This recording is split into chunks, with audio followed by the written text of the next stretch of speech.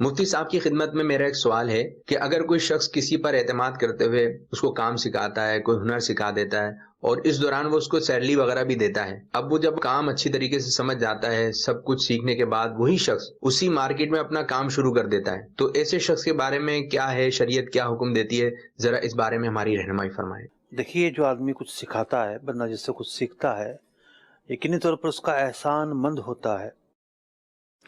اور بہت ساری جگہوں پر ایسا ہوتا ہے کہ دکان پر کام کر رہے ہیں یا میکینک ہیں، اس سے سیکھ رہے ہیں، اور ایک وقت آتا ہے کہ بندہ یہ چاہتا ہے کہ بھئی یہ کام میں خود بھی کر سکتا ہوں، میرے پاس کچھ پیسے جمع ہو گئے ہیں، بعض اوقات رشتہ دار یہ کہتے ہیں کہ تم یہ کام جانتے ہو، ہم پیسے دینے کے لیے تیار ہیں، آپ الگ کام کر لو۔ اب یہاں ہمیں اس معاملے کو دو زاویوں سے دیکھنا چاہیے۔ اگر ایک ہی زاویے سے دیکھا جائے گا اس معاملے کو تو اعتدال کی راہ پر قائم نہیں ہو سکیں گے، افراط و تفریط کے راستے پہ ہم نکل جائیں گے۔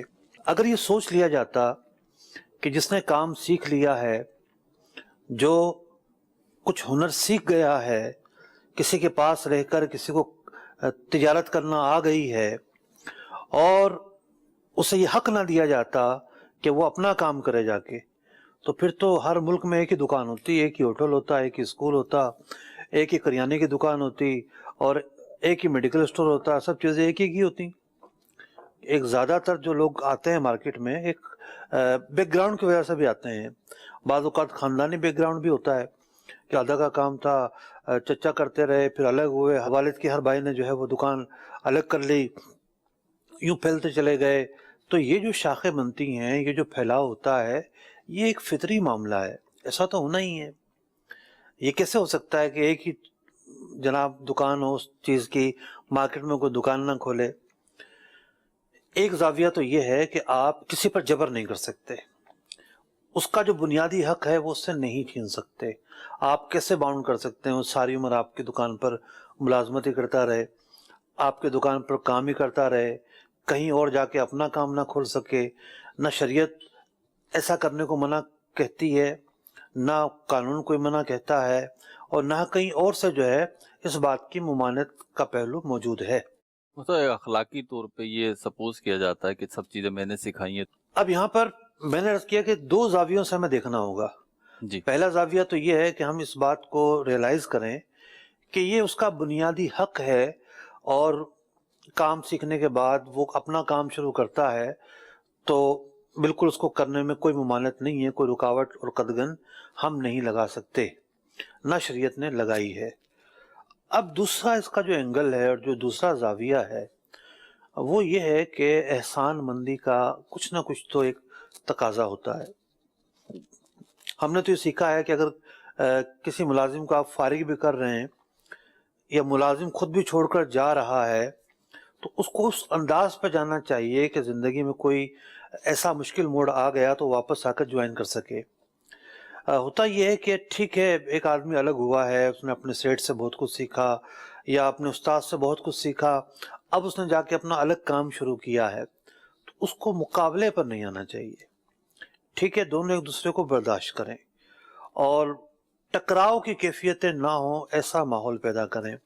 ٹکراؤ کی کیفیت کہاں ہوتی ہیں کہ آپ کو پتا ہے کہ جناب میں پچھلی دکان پہ جو تھا تو اس دکان پر فلاں آدمی آ کر مال لیا کرتے تھے، اگر آپ مارکیٹ میں آئے ہیں تو اپنی زندگی نئی شروع کریں، نئے گاہک بنائیں، اور نیا روزگار آپ نے شروع کیا تو گاہک بھی نئے بنائیں۔ اب آپ پرانے سیٹ کے گاہک توڑتے ہیں، جو پرانے اس بندے کے پاس جس کے پاس آپ کام کیا کرتے تھے، اس سے جو تجارت کرتے تھے، اب آپ ان کو توڑنے کی کوشش کرتے ہیں، نہیں اس کے پاس نہ جاؤ، میرے پاس جاؤ۔ یہ جو معاملہ جب شروع ہوتا ہے تو پھر ایک تناؤ کی کیفیت بن جاتی ہے، دلوں میں بات آ جاتی ہے، اور پھر ایک بڑے مشکل حالات ہوتے ہیں اور ایک مقابلے پر آنے والی بات بن جاتی ہے۔ تو اس معاملے میں بھی اعتدال کے راستے پر چلنا چاہیے۔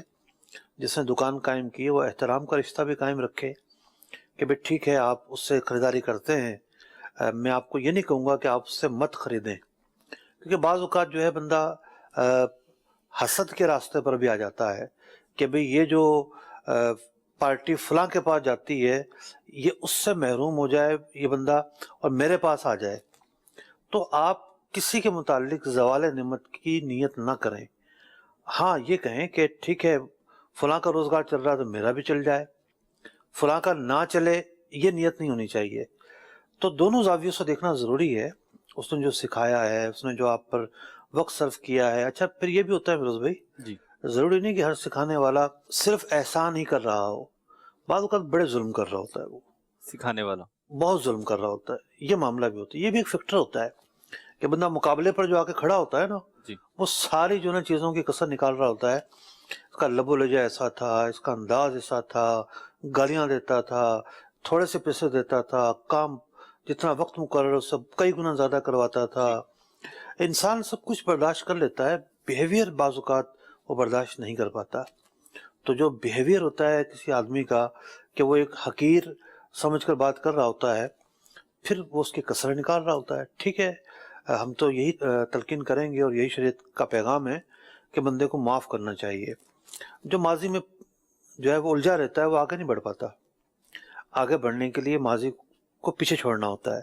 ماضی کی جو بھی الجھنیں رہی ہوں، جو بھی پریشانیاں رہی ہوں، جو بھی مشکلات آپ نے فیس کی ہوں، وہ ماضی کا حصہ رہنی چاہیے. آگے بڑھتے رہیں. مثبت طریقے سے بندہ جب آگے بڑھتا ہے، اللہ تعالیٰ یقینی طور پر اسے کامیابی عطا فرماتا ہے.